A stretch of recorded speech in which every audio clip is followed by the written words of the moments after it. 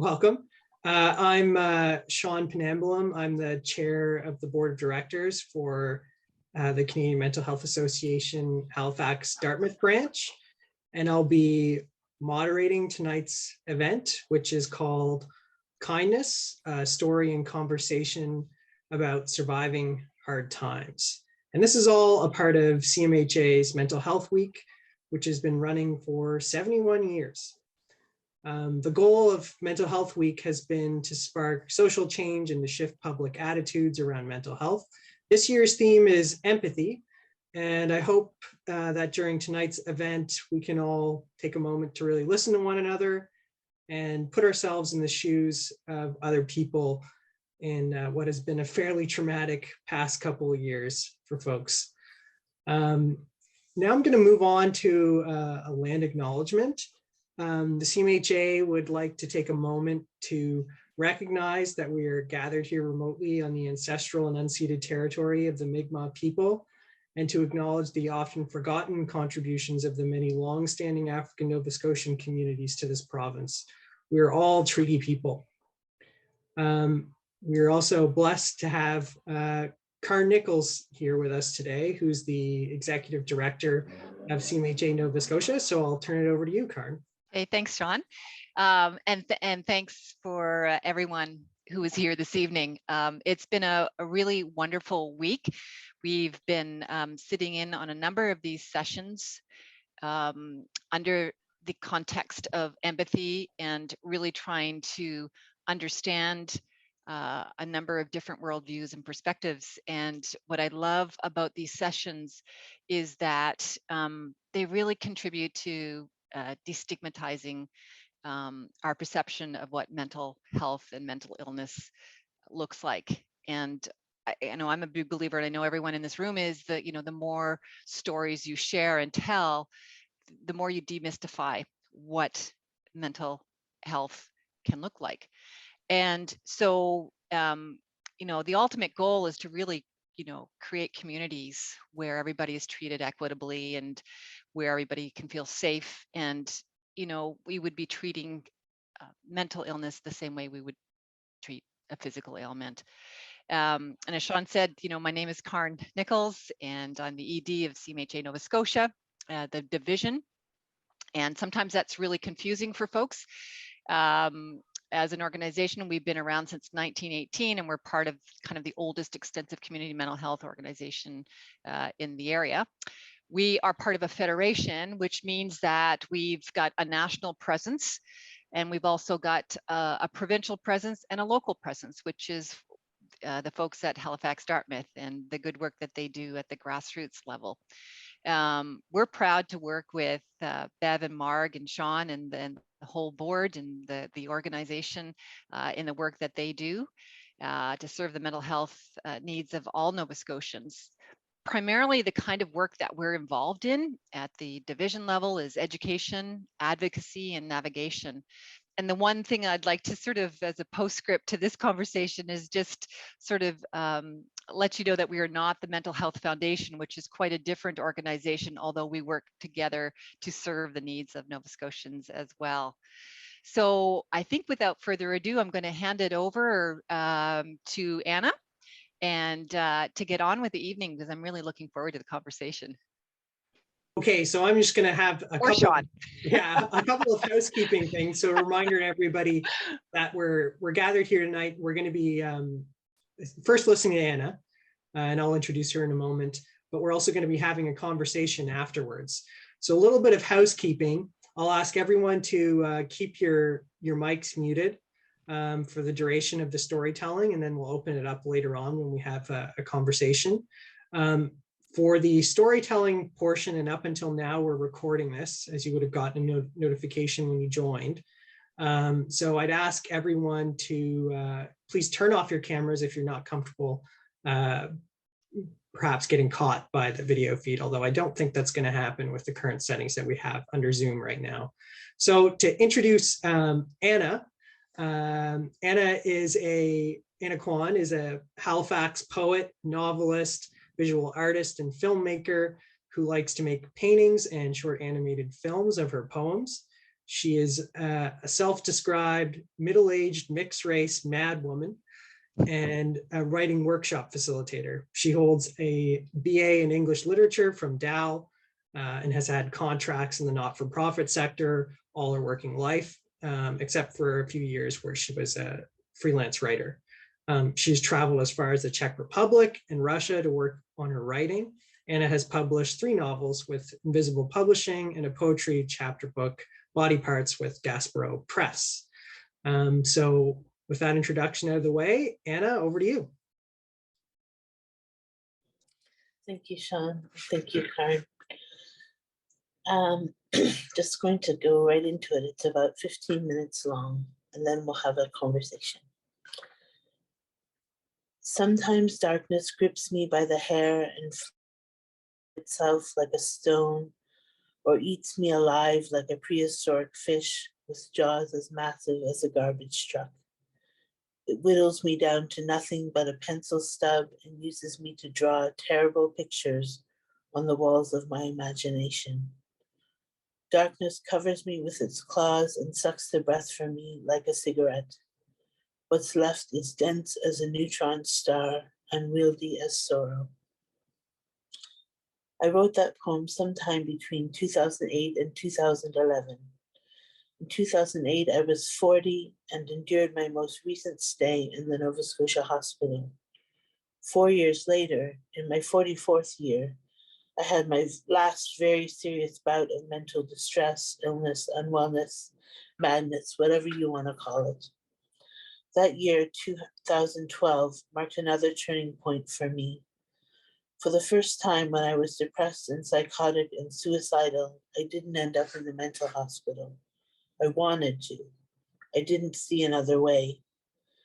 But with some heavy meds and support from my doctor and family and friends, I stayed out and hung on to one thought, that I was going to move to Antigonish. Hold that thought. I did. The train. My dad was so worried. I'd done something like this before. I took off in my 20s for French immersion, crying as I got on the train for Montreal. I was supposed to start a BEd program that fall at Concordia, but I didn't have money or a job, didn't even want to be in the program. I got so unwell that my French immersion professor was alarmed and told me I needed to go home. He was right, of course. I got a ticket to Halifax, bought flowers for my mother and 2 boxes of sleeping pills, and overdosed in the sleeping car on the trip home.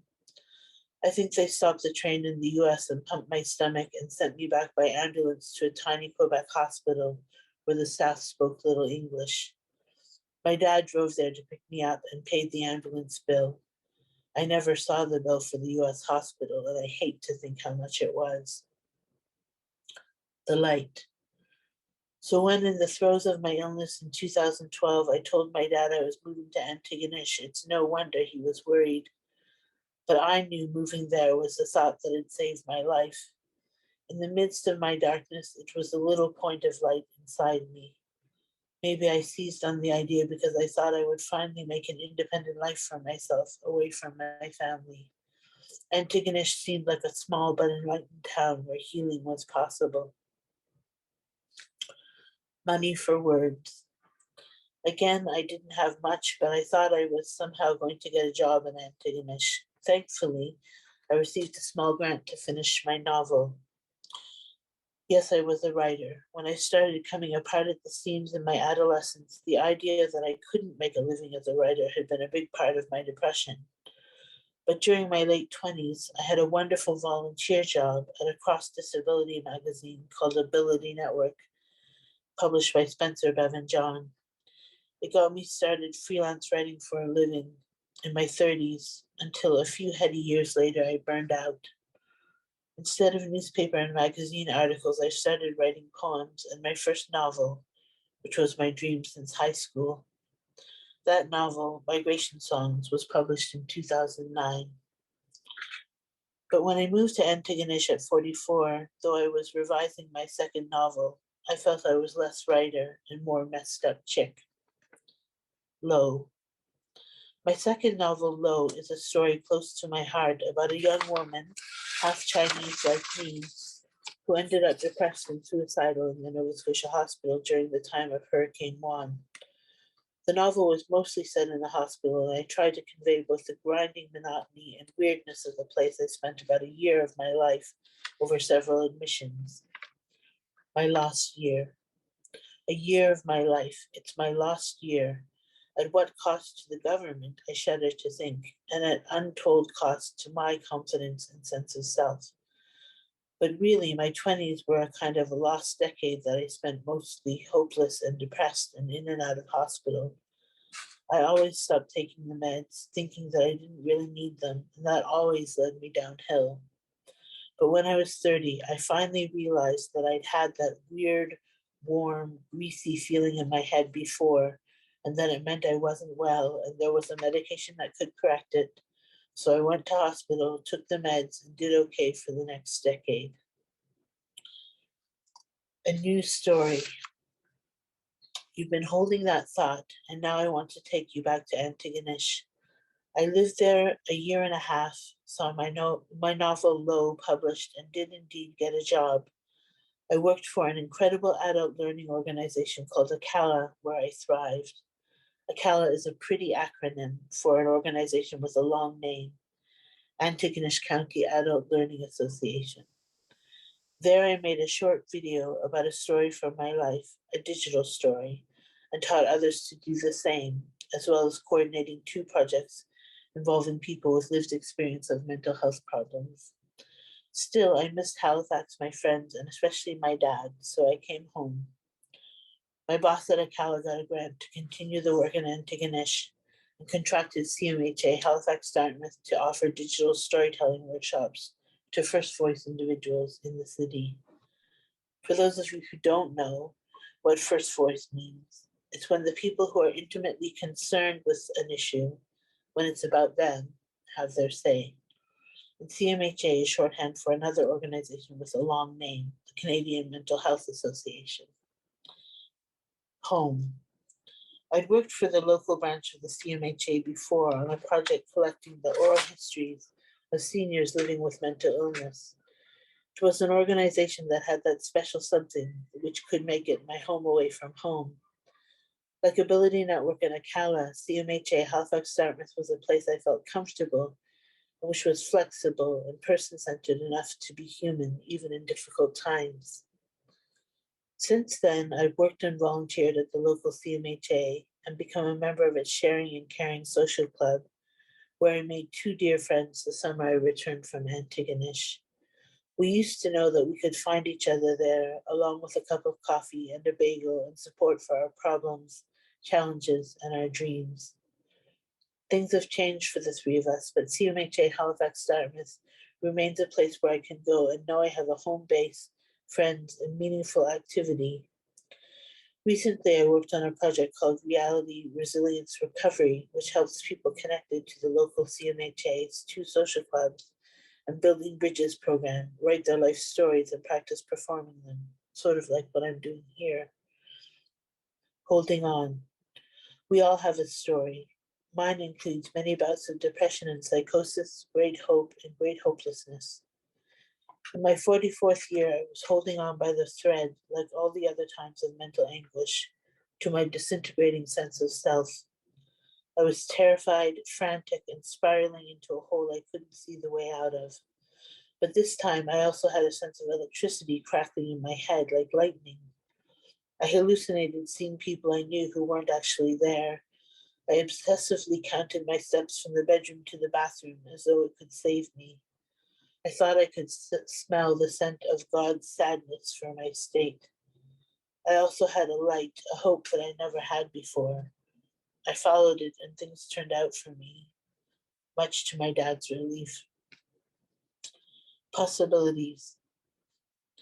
CMHA Halifax-Dartmouth is a light like that for some of us. It's a place you can always find a listening ear, a cup of coffee pre-COVID, a hug pre-COVID, a smile, a warm hello. It also represents possibility, the possibility to have our voices heard, our needs centered and respected, and our dreams recognized and supported. I would never have discovered chair yoga if not for CMHA. It was a small part of my life, but one of those little sparks that can help keep us alive in dark times. And at this point, I figure I'm worth it. A few years ago, I created this adult coloring book, partly to save my sanity and partly as a fundraiser for CMHA Halifax-Dartmouth. It illustrates a poem of mine called Kindness, but you'll have to buy the book to find out what it says. CMHA Halifax-Dartmouth, like my dad, embodies kindness, which is part of my mantra. Be kind, be careful, be curious, but above all, be kind. I'll just finish up by saying I wrote this story for the United Way's Songs of the Cities a few years ago. Since then, a lot has happened in my life and in the world. I had my chapbook of poetry published last year, and my novel, third novel, Where the Silver River Ends, published this year. And I made some poetry films and essays and done some writing for a documentary about my art produced by Rachel Bauer for Accessible Media Incorporated. And I wrote a one-woman show called You're Welcome about zooming to poetry open mics across the continent and beyond in times of COVID.